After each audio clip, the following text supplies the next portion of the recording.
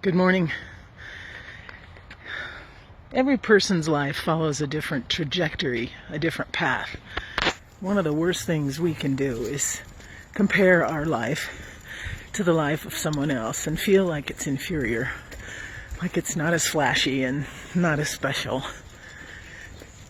Because of the trajectory of my life, I didn't live alone until I was 35. And that was a whole different experience for me, as I'm sure for many of you.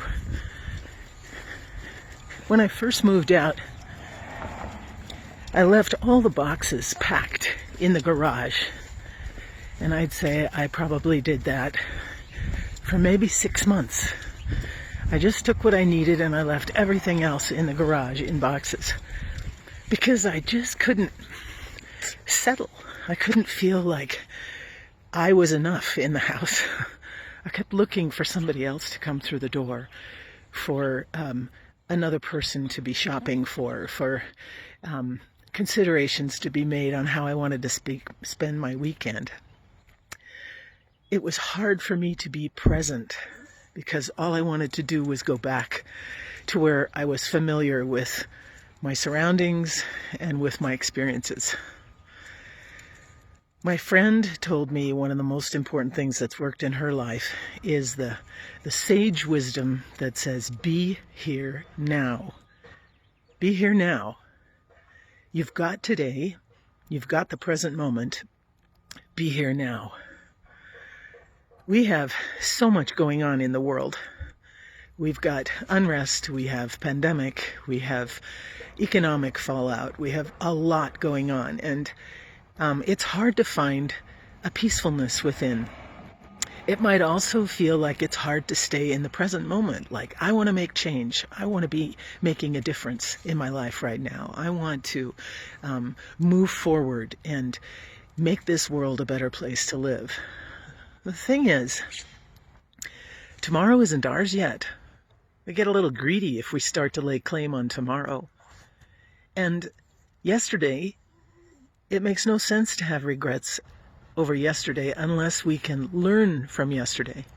All we have now is now. We have today. That's the only tool in our hands. That's the only vehicle through which we can make change, is today. Be here now. So it's a temptation to want to push today aside and get to tomorrow. Believe me, in my line of work too, I'm always planning ahead 2 or 3 years with calendars, trying to make dates and arrangements with other people to get it down. It's hard to stay in the present. It's something we want to, like I said, sometimes skip over. But a lot of our fellow human beings don't have today anymore.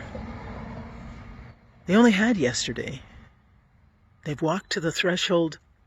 Some are walking to the threshold at this very moment of moving into a new reality. Their fingers are the only things holding on to today.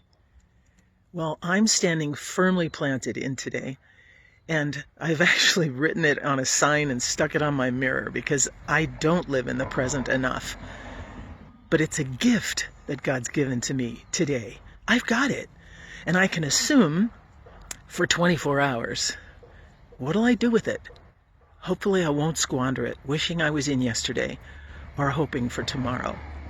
Be here now and make the most of what God has given you, what you've got at hand. Use it well. Be wise. Stay present.